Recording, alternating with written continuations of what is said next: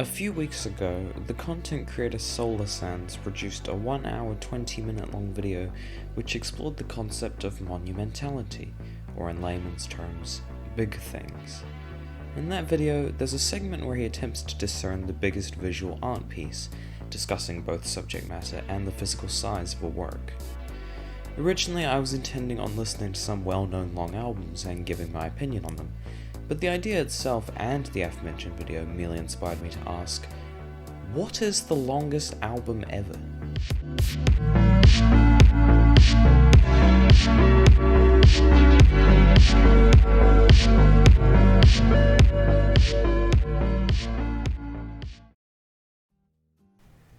An album is merely one of several methods to collate musical works. A single is often perceived as one track, but can be two in classification. This is in reference to the two sides of physical mediums, notably cassette tapes and vinyl, which allow for the storing of the usually far more well-known track on the A side and a second track on the B side. Ergo, singles are still often digitally released as 2 tracks. Apple Music and Spotify will even let you have up to 3 tracks in a single, but a work with between 3 to 6 tracks is typically known as an extended play, or EP. The definition of an album, meanwhile, is somewhat less linear. In my experience, albums are typically anywhere from 30 minutes to 2 hours long, and usually have 7 to 20 tracks. Music streaming services base their classifications on a project's length and the number of tracks, typically within the conventions I've just described. However, if we juxtapose these definitions to more outlying projects, the idea of an album becomes more muddied. For instance, the first installment in William Basinski's ambient series The Disintegration Loops, featuring 2 tracks totaling over an hour of music, is an album on Spotify, but both Water Music and Water Music 2, 2 separately released singular tracks by Basinski over an hour each, are singles. Keep in mind this long single dilemma, it comes up a bit later. Another interesting project which can be found on Spotify is a collection of 99 drum hits. Despite almost all of the tracks being 2 seconds in length and totaling 3 minutes, this qualifies as an album. So evidently setting out definitions to simply tackle the questioning of the longest album is paradoxical in itself, and it is not the issue I am here to dissect. Going forward, I will simply evaluate whether or not a project qualifies as an album as they are respectively discussed. On that note, let's discuss some well-known long albums and the convoluted intricacies of musical distinction, and other aspects of the music industry in relation, while on the search for the lengthiest single project. The projects I shall discuss are ordered by length, beginning with the shortest.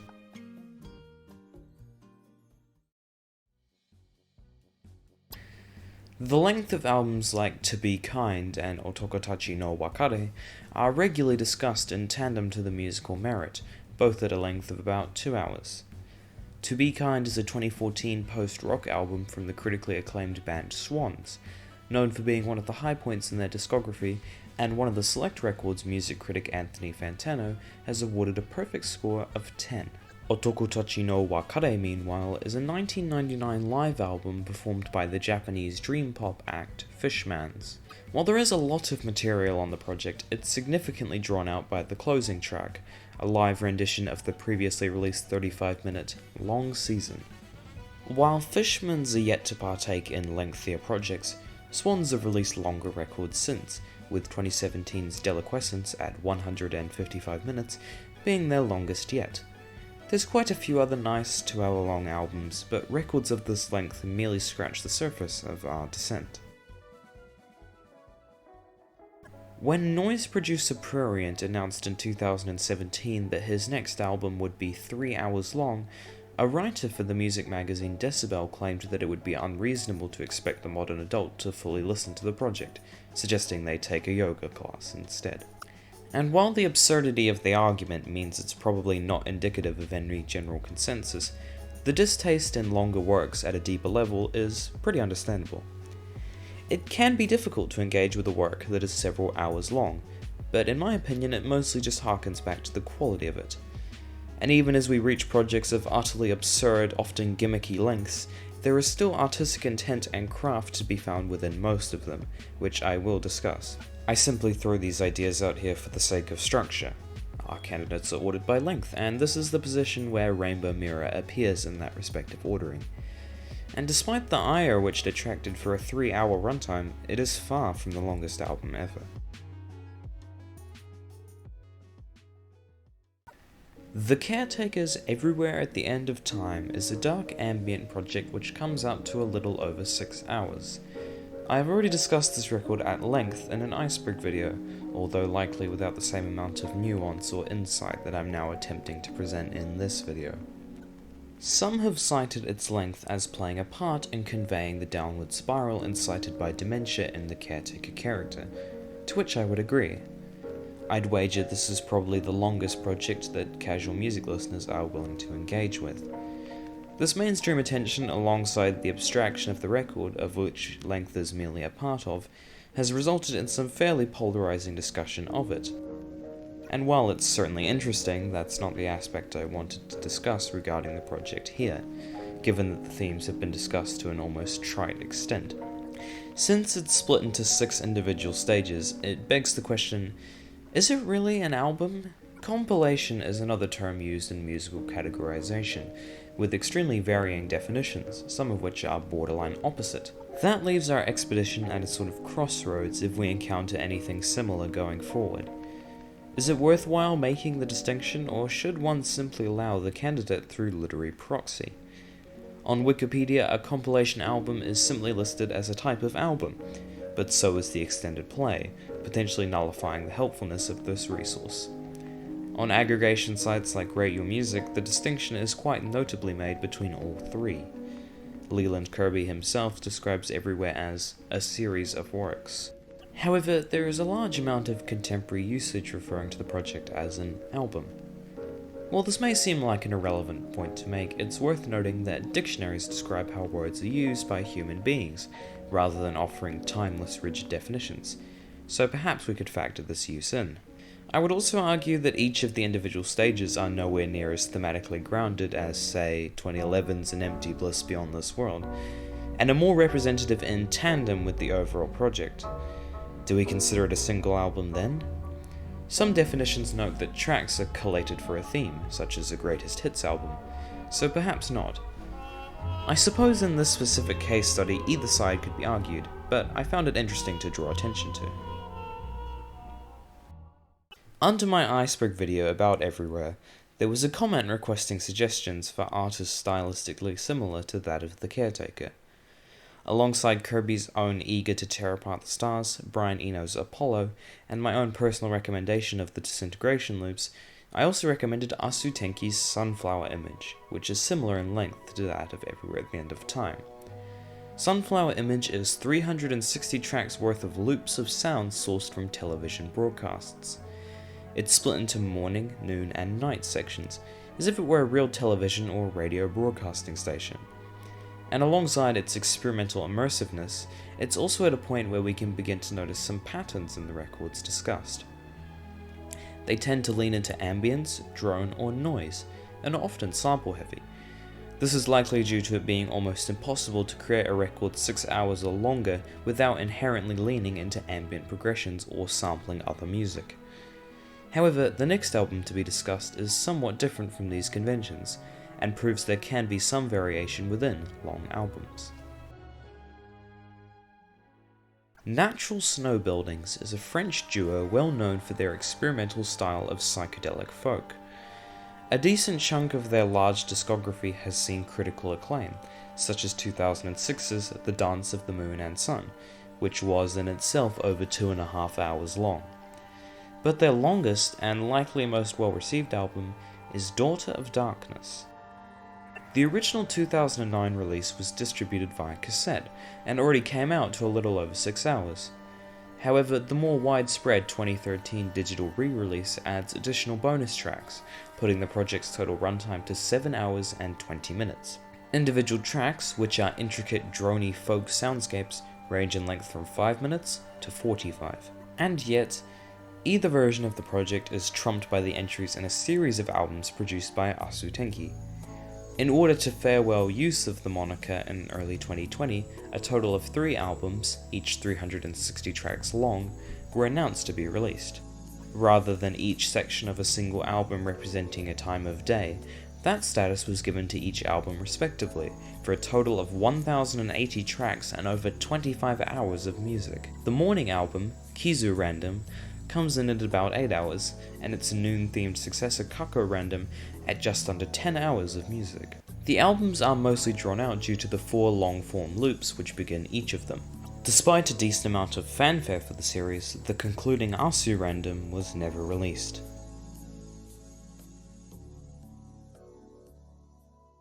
PC3 is an ambient act mostly known for their 2016 piece The Rise and Fall of the Bossa Nova.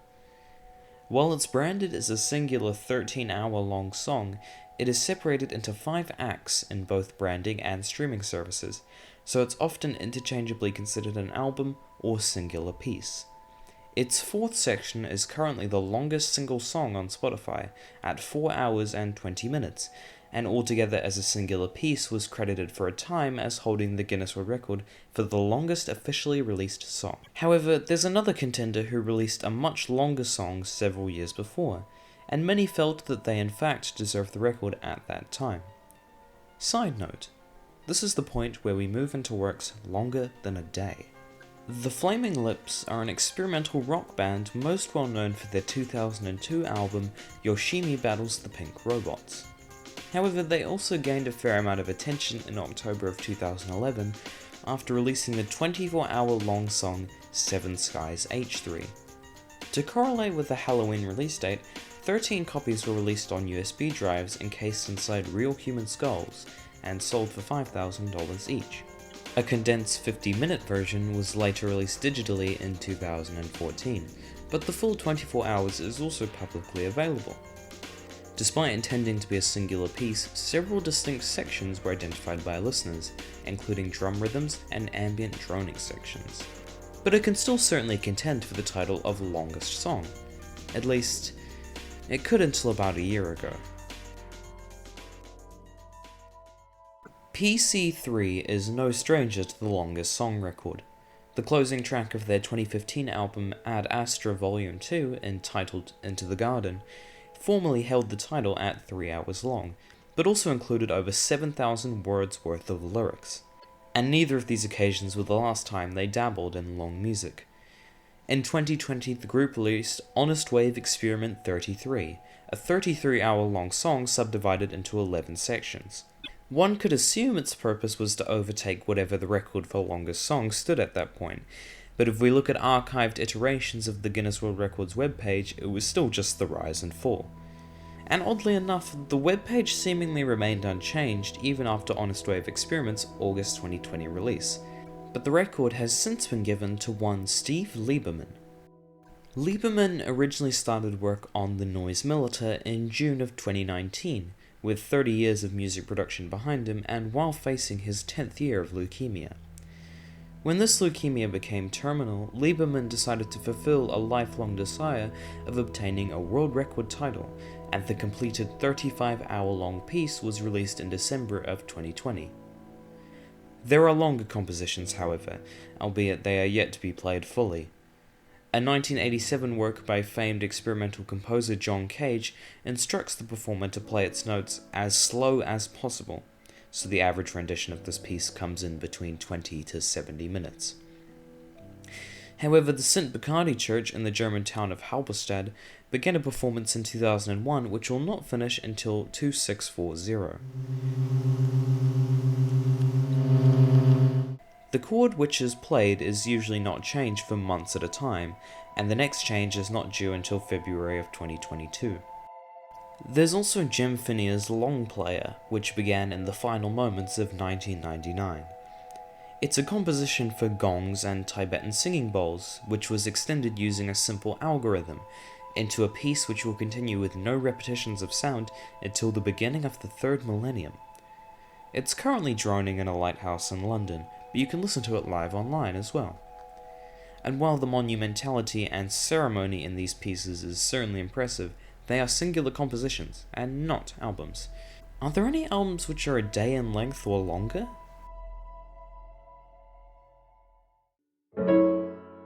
Francisco Lopez is a Spanish artist well known for his large discography of experimental ambient.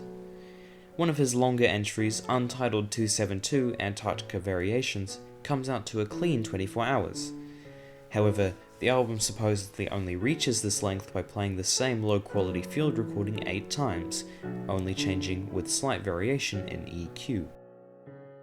While you could claim most of the albums by this point fall into gimmickiness masquerading as experimentation, artfulness can still certainly be observed, and some even play into length as an artistic device.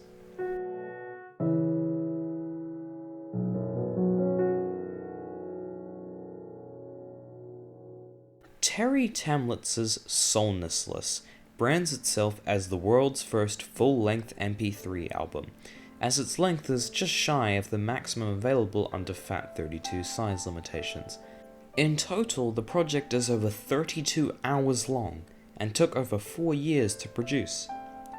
Soulnessless is split into 5 cantos, the first 4 of which appeared in a film which accompanied the piece. The 5th canto, meanwhile, Meditation on Wage Labour and the Death of the Album, comes out to over 29 hours in itself, and is mostly responsible for the album's large runtime. However, there is no looped material within it, as it is made up of several sessions of Tamlitz playing acoustic piano for several hours at a time.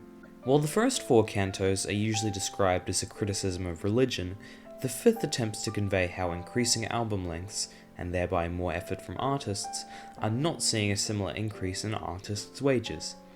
She writes of the piece, "Our reckless extension of goodwill via pro bono projects and performances is ultimately an act of self-sabotage. The impassioned artist's stance, art for art's sake, obfuscates a labour issue. The iconic struggling artist who volunteers her work is a scab, but does not know it. If demanding payment for our labour means culture industries would collapse, then so be it. Perhaps we would finally begin conceiving of cultural production in terms larger than industry. Or more likely, we might find that we cannot exist without those industries which fail to support us, making us already pathetically irrelevant. Either way, I shan't be mourning."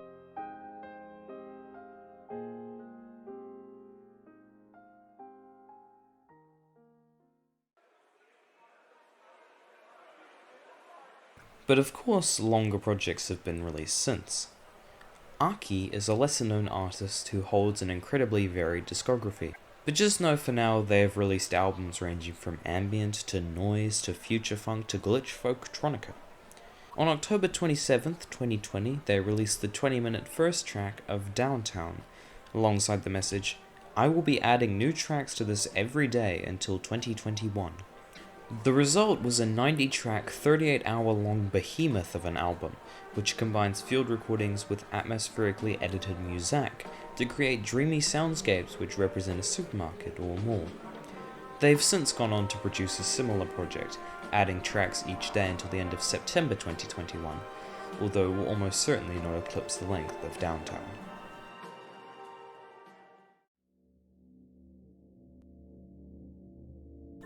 Antarctica Variations is not the longest album in Francisco Lopez's discography. 2013's Untitled 305, 7 Nights, has a total running time of 56 hours, whether it be in the physical release, which contained 7 8-hour-long tracks, or the digital re-release, which featured 21 tracks that were 2 hours and 40 minutes each.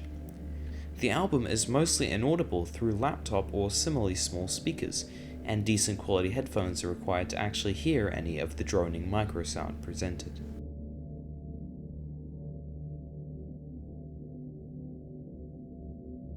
This entry is certainly interesting to say the least. Negative Land's Over the Edge Radio Archive contains 985 tracks of radio programming from 1985 to 2015, each around 3 hours, for an album that lasts about 131 days.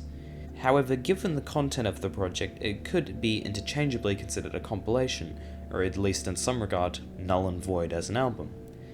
Similar claims could perhaps also be made about JLIAT's ITB Noise, self-described as a trillion-byte MP3 harsh noise work, and cited by Tamlet as potential competition to Soulnessless as the longest album at the time of its release. She wrote in a brief update, "I just found out about ITB Noise by JLIAT, aka James Whiteheat, composed in February of 2012, which spans 233 DVD-Rs and has a total running time of 711 days, 14 hours.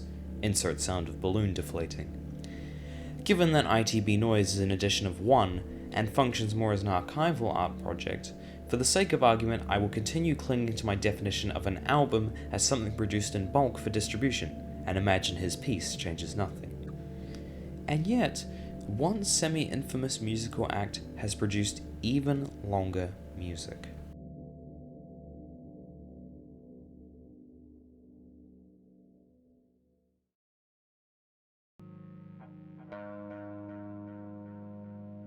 Bull of Heaven is an avant-garde musical group, originally consisting of 2 members, Clayton Counts and Neil Keener, who were occasionally joined by additional contributors across their discography. Counts died in 2016, however Keener still produces under the Bull of Heaven name occasionally. Most of the albums are numbered, and are often titled after short quotes from obscure pieces of literature. They debuted with the 45-minute drone track 001, Weed Problem, in January of 2008. Even at this early stage in their discography, the band still gained some level of attention for their absurd track lengths. 019, Hypnosis, Drugs, and Mind Control, The Beginning, A Touch, is 8 hours. 028, Even to the Edge of the Doom, is a full 24 hours, and 045, The Wicked Cease from Struggling, is a week long. The extensive length of their drone projects, which were created through the use of nested zip files, continued through 2009 and 2010, notably with 118, The Chosen Priest and Apostle of Infinite Space, a 2-month-long work released around the same time as their most infamous entries.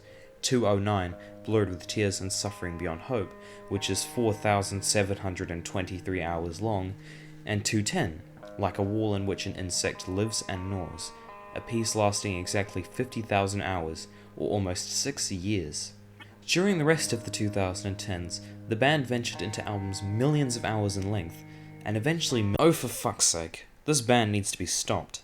They have ruined the fun of the longest songs ever list, in which these guys have countless releases in. Just because they made some sounds and made it last for 8 weeks, that doesn't make it music. Someone has to remake that list without Bull of Heaven releases, because it's not fun anymore. Oh, Bull of Heaven for the 30th time. What a fucking surprise. And who cares if they sound like no other band out there? We should be happy about that. Unsurprisingly, Bull of Heaven has attracted a great deal of ire for the inherent absurdity of their releases.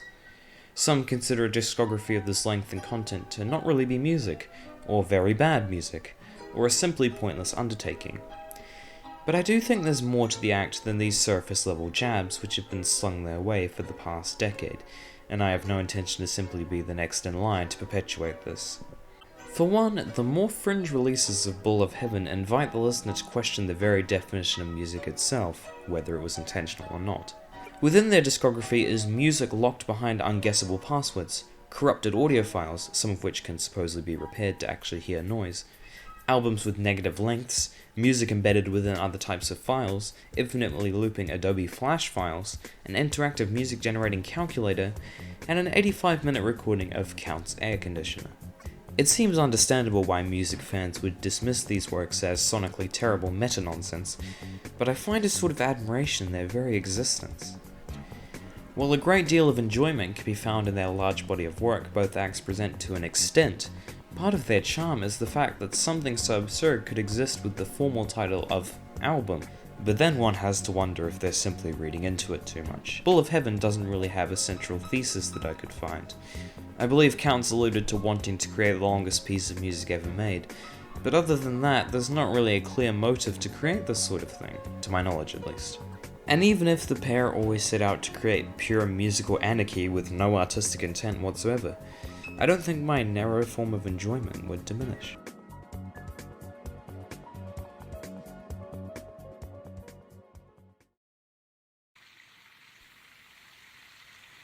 The longest piece Bull of Heaven has released to date is 310, the actual title of which is simply a mishmash of mathematical symbols that I'm not even going to try and pronounce. Utilizing a combination of digital compression and thousands upon thousands of nested files, the final runtime is 3.343 quintillion years.